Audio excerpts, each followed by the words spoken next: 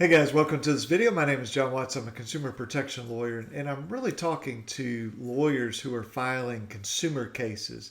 Now, if you're filing on your own, then this may be of some value to you. Obviously, you have to do your own research. But there's a problem that has just grown, I think, out of control. And we often call it a standing problem or a Spokeo problem.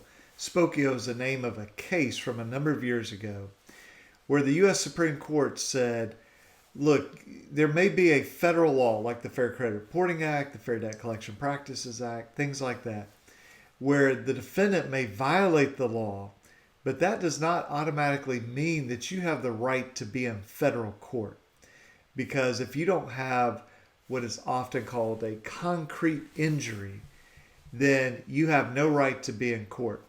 So we have several things when we talk about getting in court. A lot of times we talk about subject matter jurisdiction. So we say, is this a federal question? Does it involve a federal statute?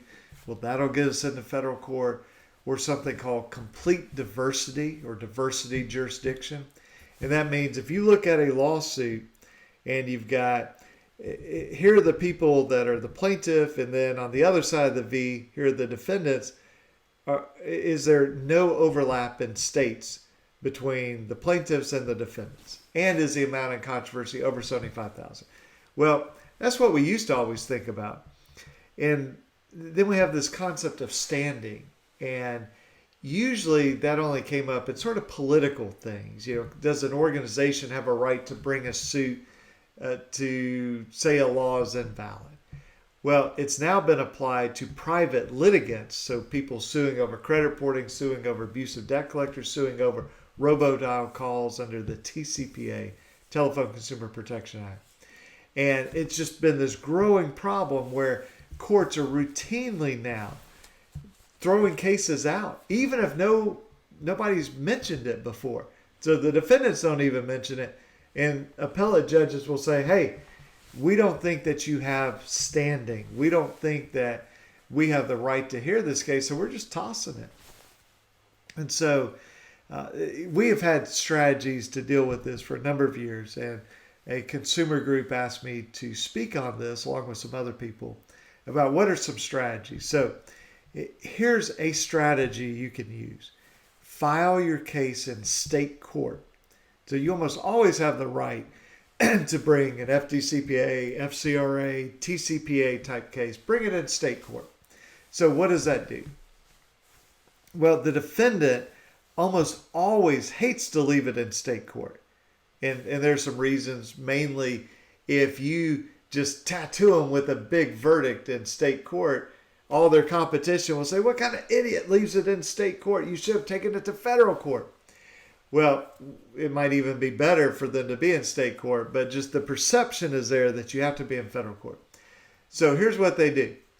You file in state court, and they go, okay, we're taking this case and we're removing it to federal court. And we're telling the federal judge, look, you have jurisdiction over this case. And so they spend all this money to remove it. And then they're going to turn around and say to the federal judge, and you do not have jurisdiction over this case because of a lack of standing. Well, you can imagine some federal judges are like, that's kind of weird. I mean, you brought it to my court to tell me it can't stay in my court. And the defense lawyers go, oh, yeah. So, like, throw the whole case out, dismiss it with prejudice. And look, there's one judge that, for some unfathomable reason, thought that he had the ability to dismiss a case with prejudice when there's a lack of standing. But to my knowledge, every other court that's looked at it says, hey, if we don't have standing, that means you have no right to be here. We're kicking your case out, but without prejudice.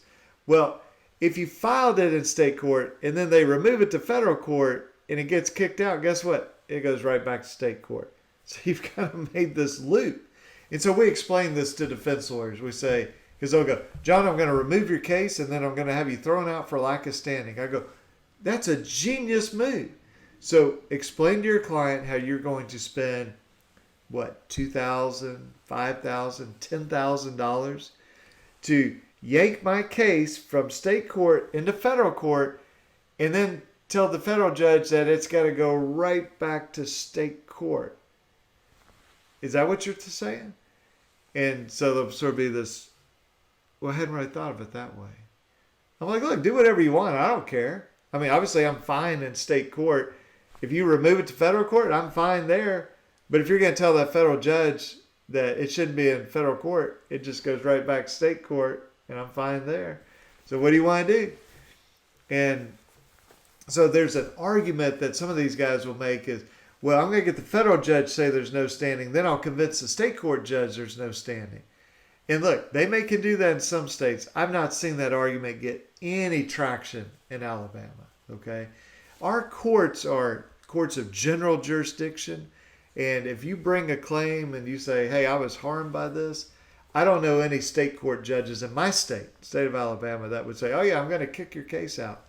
So it's one way. Now, there are other strategies, and some of those I'll talk about in other videos, and some, frankly, I won't, because, if defendants are going to remove and then try to attack my case, I don't necessarily want them to know exactly what our arguments are. But this is a pretty basic strategy.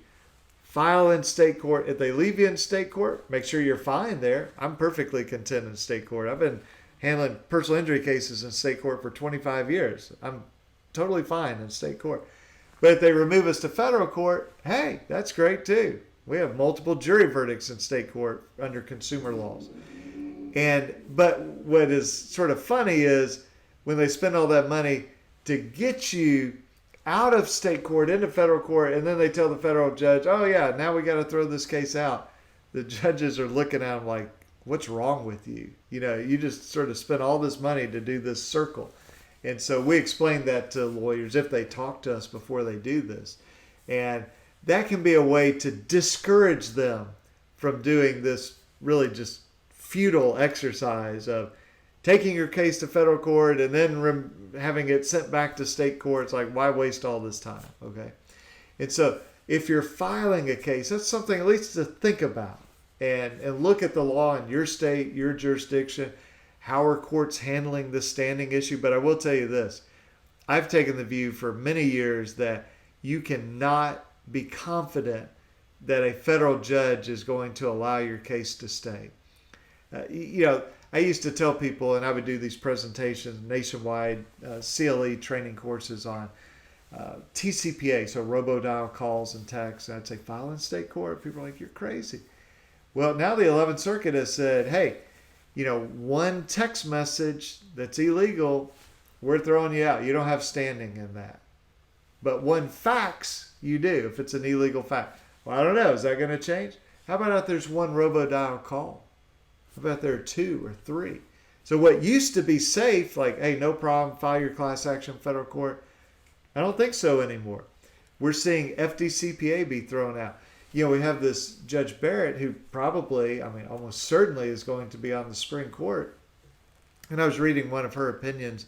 She's on the 7th Circuit Court of Appeals, which is, I think, Indiana, Illinois, maybe Wisconsin. But anyway, that general area.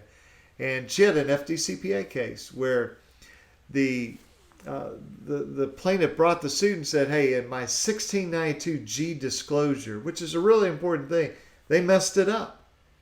And she wrote the majority opinion and it said, hey, we don't think you have standing. We're tossing your case out. Now, it's in direct conflict with the 6th Circuit Court of Appeals.